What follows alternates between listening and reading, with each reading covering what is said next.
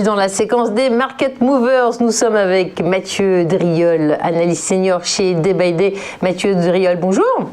Bonjour Fabienne. Alors, la télévision, vous aimez bien ça, et la chaîne M6, je ne sais pas si vous la regardez beaucoup, mais il se passe tellement de choses autour d'elle en ce moment.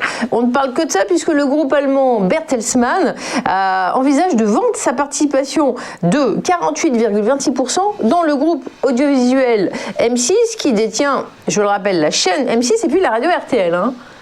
Oui, ça génère en tout cas beaucoup d'intérêt de la part des investisseurs, mais cet intérêt ne date pas d'hier. En fait, il date du début du mois de novembre dernier. Alors, le titre, graphiquement parlant, évoluait depuis mars 19 à peu près jusqu'à novembre, au sein d'un intervalle assez large, entre 8,50 et la résistance à 12. Il testait alternativement la borne haute puis la borne basse, et le dernier test du mois de novembre a permis une sortie par le haut de cette base en fait de fondation.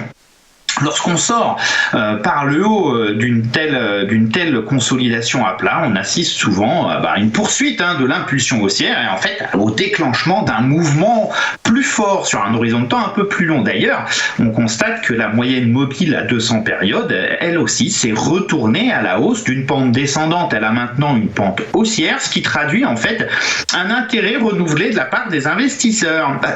À plus court terme, après cette très longue phase haussière, les cours ont consolidé, ils ont eu besoin de respirer. La tendance a donc marqué une pause.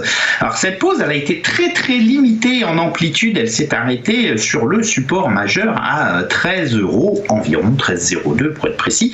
On voit que ce niveau a été martelé 3 fois et à chaque fois, les acheteurs sont revenus à la charge. Et puis avant-hier, les 2 dernières bougies ont matérialisé en fait un très très vif intérêt renouvelé de la part des acheteurs, et ça c'est à même de relancer en fait une tendance. On voit bien un petit peu sur ce type d'annonce le caractère un petit peu spéculatif.